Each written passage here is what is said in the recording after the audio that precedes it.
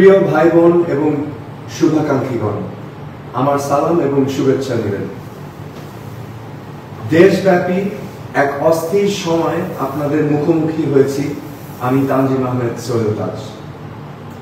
আপনারা জানেন, কোটা সংস্কার আন্দোলনের ন্যায্যতা নিয়ে দেশের ছাত্র জনতা যে আন্দোলন করেছে তাদের সাথে একাত্মতা ঘোষণা করে আমিও সোচ্চার ছিলাম।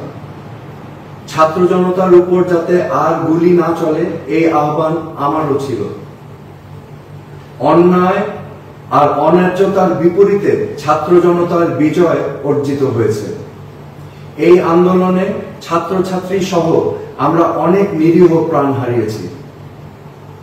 এখনো অনেক মানুষ চিকিৎসাধীন আছেন। কিন্তু বিজয় পরবর্তী দেশ জুড়ে নানান প্রতিহিংসামূলক কর্মকাণ্ড এবং সুযোগ সন্ধানীদের তাণ্ডব দেখে লাখো কোটি মানুষের মতো আমিও ব্যথিত। এই হত্যাযজ্ঞ আর ধ্বংসাত্মক কার্যকলাপের জন্যই কি ছাত্র জনতা রাজপথে নেমেছিল? দেশের সম্পদ ঐতিহ্য ধ্বংস করে আমরা নতুন প্রজন্মকে কি বার্তা দিচ্ছি? একজন সাধারণ নাগরিক হিসেবে আমি তীব্র প্রতিবাদ জানাই যারা ধানমন্ডির ৩২ নম্বরে বঙ্গবন্ধুর বাসভবনে অগ্নিসংযোগ করেছে। বঙ্গবন্ধুর ভাস্কর্য ভেঙে দিয়ে আমাদের কতটুকু লাভ হলো? আইন শৃঙ্খলা রক্ষা বাহিনী অন্যায় করেছে, তার নিরপেক্ষ তদন্ত হোক, এটা আমরা সবাই চাই। কিন্তু সবাইকে কেন আমরা প্রতিহিংসার মুখোমুখি দাঁড় করাচ্ছি? আইন শৃঙ্খলা রক্ষাকারী বাহিনী ছাড়া কোন সভ্য সমাজ পরিচালনা করা সম্ভব না, এটা আমাদের মনে রাখতে হবে।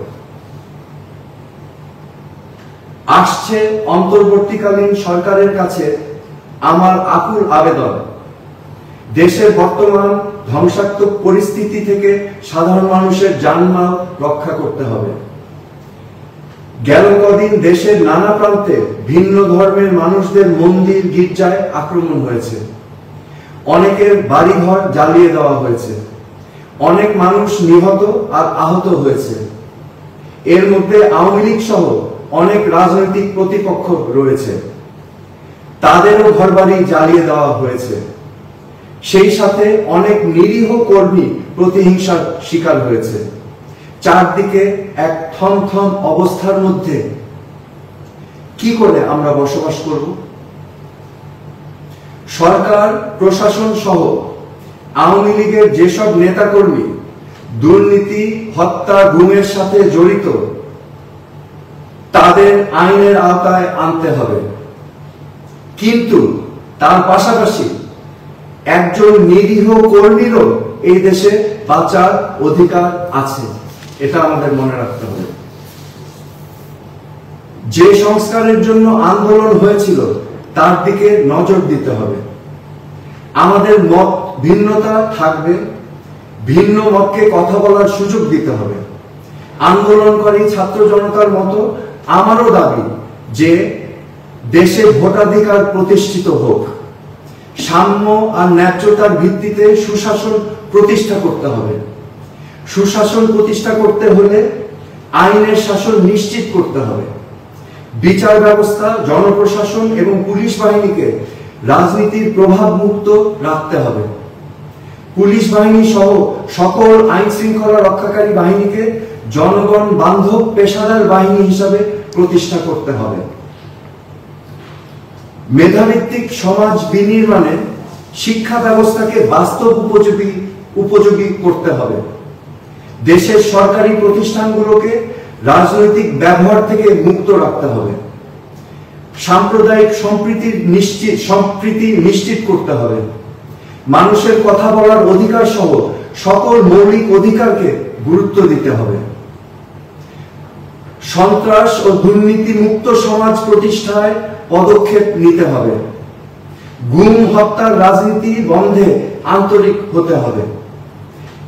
এগুলোই আজকে আমার দাবি অন্তর্বর্তীকালীন সরকারের কাছে।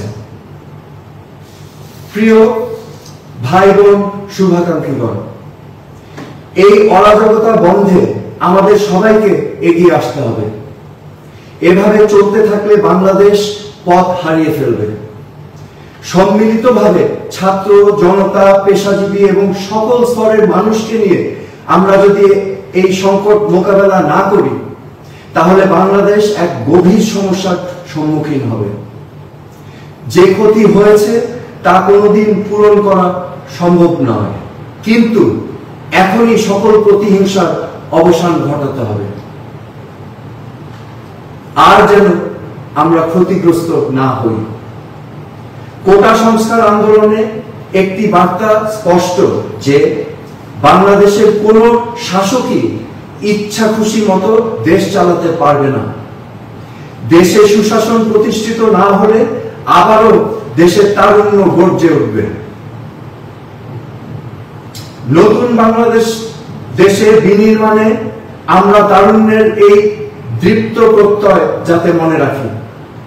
কোন শাসকের অন্যায় মেনে নিবে না বাংলাদেশের ছাত্র জনতা সহ সকল নাগরিক। সকল হানাহানি বন্ধ করে আসুন সম্মিলিতভাবে দেশকে নতুন করে গড়ি। বাংলাদেশ আমাদের সবাই। আপনারা সবাই ভালো থাকুন, সুস্থ থাকুন। ধন্যবাদ। খোদা হাফেজ।